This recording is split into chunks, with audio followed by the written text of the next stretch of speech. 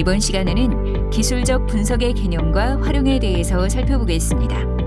이번 시간 학습 목표는 다음과 같습니다.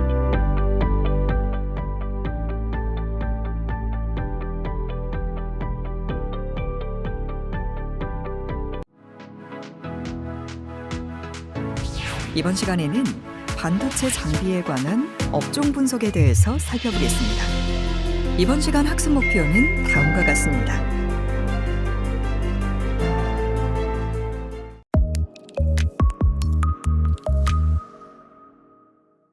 다음은 이제 제조 공정을 말씀을 드리겠습니다. 반도체를 제조하기 위해서는 굉장히 중요한 세 가지 요소가 있는데요. 첫째는 설계도죠. 그리고 두 번째는 기판이고 세 번째는 장비입니다. 좀 기억을 해두시면 좋을 것 같고, 반도체 공장은 저희가 공장이라는 표현을 잘 안 쓰고 이제 팹이라고 얘기를 하는데요. 팹은 패브리케이션의 준말입니다.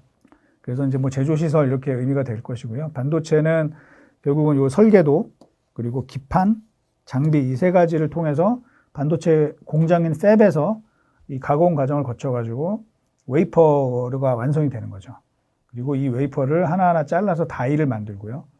이 다이를 패키징을 해서 저희가 이제 볼 수 있는 칩 형태로 만들고 그걸 최종적으로 이 기기에 장착하기 위한 모듈 형태로 만드는 이런 방식으로 구성이 되도록 되어 있습니다. 반도체 이 팹은 큰 건물인데요. 팹은 이제 한 층이 실제로는 여러 층으로 구성이 되어 있습니다. 그래서 예를 들면은 그 SK 하이닉스의 이천에 그 M14이라는 공장이 있는데 그건 2층 공장으로 되어 있는데 실제로는 그 높이가 한 80m 됩니다. 한 층이 한 40m씩 이렇게 되어 있습니다. 그래서 저희가 한 층을 나눠보면 실제로는 여러 층으로 되어 있다라는 거 보실 수 있고, 그 다음에 이제 옆에 있는 요 사진은 요 사진은 그 반도체 장비가 입고되기 전에 현재 텅 비어있는 클린룸인데요. 뭐 보시는 바와 같이 이 바닥에는 파티클을 흡수할 수 있는 미세한 구멍들이 쭉 설치가 되어 있고, 밑에서는 이제 바람으로 그 빨아들이죠. 이 먼지들을 빨아들이는 것이고요. 그 사진에서 저 안쪽으로 보면 이렇게 불빛이 약간 노란 부분이 있는데, 이제 그 부분이 뭐냐면 가장 중요한 포토 에어리어입니다.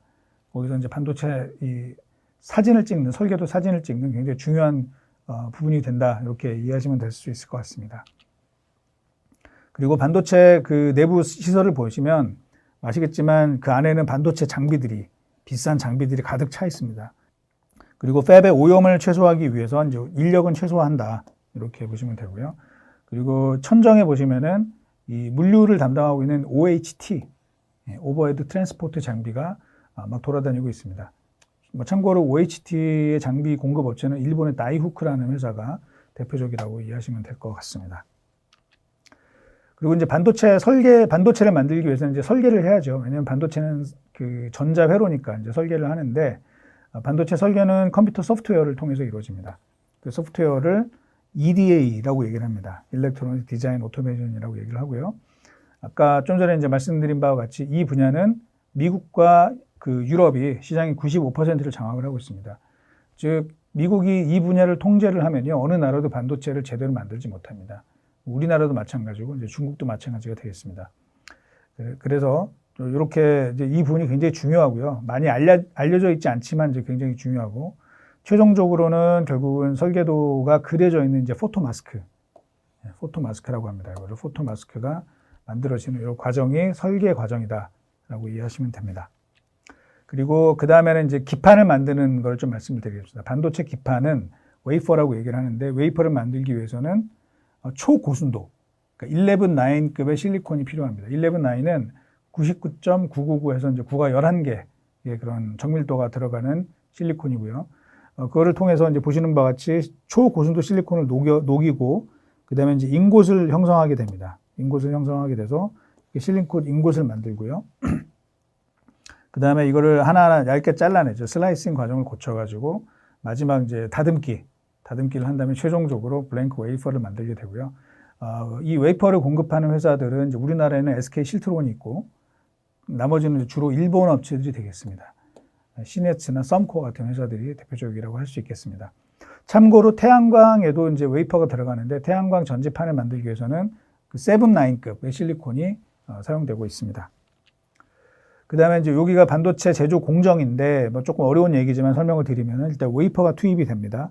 그리고 첫째적으로 이제 1차적으로 이제 산화막 코팅을 하게 됩니다. 산화막 코팅을 해서 웨이퍼를 어느 정도 보호하게 되고 그다음에 포토레지스트 코팅을 합니다. 포토레지스트. 포토레지스트는 빛이 닿으면 화학적 성질이 변하게 되는 굉장히 중요한 일종의 필름 역할을 하는 것이라고 보시면 됩니다. 그 다음에는 이 포토레지스트 위에 아까 저희가 설계한 포토 마스크, 여기는 회로가 그려져 있는 것이죠. 포토 마스크를 대고 그 위에서 스캐너라는 장비를 이용해서 빛을 노출시킵니다. 빛을 노출시키면은 빛이 통과한 부분은 화학적 성질이 바뀌게 되고요. 그러면서 이 포토레지스트의 민감도가 이 기본적인 칩 퀄리티를 결정하는 굉장히 중요한 요인이 되고 있습니다. 뭐 다들 아시겠지만은 우리가 일본과 지금 반도체 소재 수출 좀 불화가 있었습니다. 그때 일본이 이 포토레지스트를 통제를 하겠다 이제 이렇게 돼서 저희가 좀 많이 시끄러웠던 일이 있는데, 그리고 여기까지 한 다음에 결국은 이 빛이 노출된 부분을 녹이는 현상 과정이 필요하게 됩니다. 이때 이 남아있는 포토레지스트가 모양이 이제 이렇게 단단하게 서야지 저희가 원하는 회로 모양을 그릴 수가 있고요. 이게 포토레지스트 품질이 안 좋으면은 이렇게 에러가 발생하게 된다는 것이죠. 뭐 포토레지스트 컬랩스 이렇게 얘기를 하는데, 그래서 이제 굉장히 중요한 부분이다라고 이제 보시면 되고, 그 다음에는 이 포토레지스트가 보호막 역할을 하게 되고요. 그 포토마스크가 없는 부분, 그 부분을 이제 녹이는 과정이 이렇게 실행이 됩니다. 이 부분을 이제 녹이게 되는 거죠. 그거를 에칭이라고 얘기를 하고요. 이때 에칭 과정에서 들어가는 게 불산입니다. 뭐 기억나시겠지만 이것도 일본이 우리나라한테 수출을 좀 통제를 했던 그런 분야가 되겠습니다. 그래서 이 굴산의 퀄리티 역시 굉장히 중요한 역할을 하겠다라고 보시면 됩니다. 최종적으로는 1차적으로 저희가 이 포토 마스크에 있는 모양이 이제 웨이퍼 위에 그대로 남게 되죠. 그래서 그 어떤 물리적인 구조물을 만들게 되고 나머지 필요 없는 부분은 청소를 하는 애싱 과정이 진행이 되고요. 그 다음에는 또 다른 그 패턴을 만들기 위해서는 일단 증착이 이루어집니다.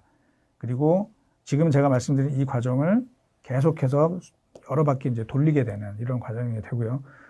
굉장히 한 30번, 40번 정도 이 과정을 거치고 다 완성이 되면은 이제 최종적으로 웨이퍼가 완성이 되는 상황이라고 보시면 될 것 같습니다.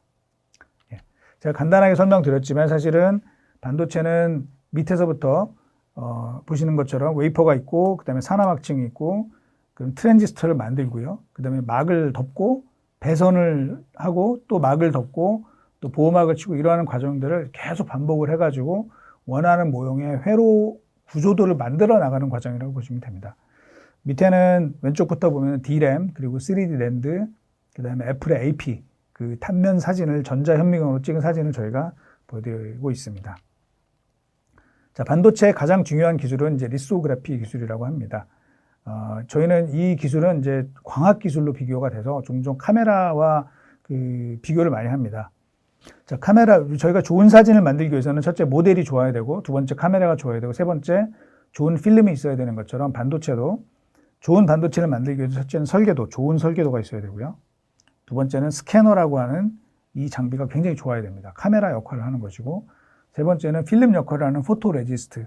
이게 이제 굉장히 좋은 게 필수적이다라고 보시면 됩니다. 그래서, 그렇게 이해하시면은 저희가 그 카메라 좋은 거를 사잖아요. 좋은 사진을 찍기 위해서는. 그것처럼 스캐너도, 굉장히 좋은 스캐너가 필요하다. 이렇게 보시면 되겠습니다. 그래서 반도체의 핵심 기술이 뭐냐? 뭐 다들 핵심이지만 그 중에 가장 중요한 건 레이저 기술이라고 저희가 좀 단언할 수 있고요. 문제는 이 미세한 패턴을 찍기 위해서는 더 짧은 파장의 레이저가 필요합니다.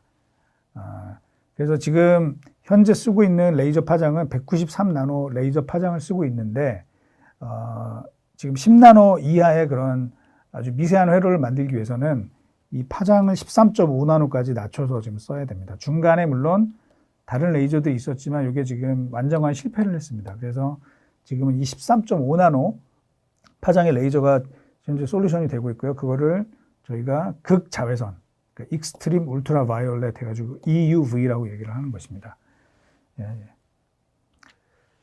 그 레이저 기술이 중요한 이유는 파장이 넓을 경우에는 이렇게 번짐 현상이 나온다는 겁니다. 번짐 현상. 그래서 더 짧은 파장의 레이저를 구할수록 더 정밀한 해상도를 구할 수 있다. 여기 보시는 것처럼 만약에 그 포토 마스크에다가 삼성이라는 글자를 새겨서 그거를 웨이포에 찍는다라고 해보면 EUV를 찍어야지만 이렇게 이쁘게 모양이 나온다라는 걸 보실 수 있고요. 저희가 이 빛이 뭐냐, 레이저가 뭐냐 하는 건데 결국은 전자기파죠. 전자기파인데 전자기파가 뭐가 있느냐, 뭐 아시겠지만 이제 라디오파가 있고요, 마이크로웨이브파, 그 다음에 뭐 적외선, 가시광선, 자외선 이렇게 흘러가고 있고 반도체에서 쓰는 전자기파는 자외선입니다. 자외선 중에서 예전에는 365나노 파장을 썼다가 이제 지금은 이제 13.5나노 파장까지 내려와 있고요. 13.5나노보다 파장이 짧으면 그때부터 이제 엑스레이가 됩니다. 엑스레이. 이렇게 이해하시면 될 것 같습니다. 자, 요즘에 이제 가장 핫한 그런 회사들 중에 하나가 바로 이 ASML이라는 회사입니다. 이 회사가 왜 이렇게 유명하냐면은 그 전 세계에서 유일하게 EUV 이 장비를 만들 수 있기 때문입니다. 그래서 그거를 조금 저희가 설명을 드리면은 EUV 장비는 인류가 만들어낸 가장 복잡한 기계라고 해도 과언이 아닙니다. 왜냐하면 이 EUV 레이저를 다루는 게 이제 보통 어려운 일이 아닙니다. 이 EUV 레이저는 보통 공기 알갱이 한 개도 흡수가 되기 때문에 기존의 렌즈를 사용할 수가 없습니다. 대신에 특수 거울을 사용해야 되고요. 이 공기가 없어야지만 제대로 된 실험을 할 수 있기 때문에 이 조립하는 과정도 일반 건물에서 할 수가 없고요. 이 진공 챔버 이 안에서 로봇 팔이 그 전체를 조립을 하는 그런 과정으로 되어 있습니다. 실제 이제 기계 사이즈도 굉장히 크고요. 이 무게가 한 60톤 정도 나간다고 하니까 이 장비가 들어가게 되면은 반도체 공장 내부의 전체적인 설계도도 좀 많이 바뀌어야 되는 그런 필요가 있습니다. 예, EUV 머신은 현재 네덜란드 ASML이 유일한 그 생산 업체다. 이렇게 이해하시면 될 것 같고요. 이걸 만들기 위해서는 결국은 최첨단 진공 기술, 그 다음에 정밀 거울, 그다음에 메카트로닉스 기술이 필요하다. 그렇게 이해하시면 될 것 같습니다. 뒤에는 이제 좀 어려운 얘기인데 EUV 레이저 기를 만들기 위해서는 어느 정도 어려운지를 제가 좀 설명을 해놨는데, 요거는 지금 슬라이드에서 제가 자세하게 설명드리긴 좋고 한번 관심이 있으신 분들은 이 내용들을 좀 읽어보시면 될 것 같습니다.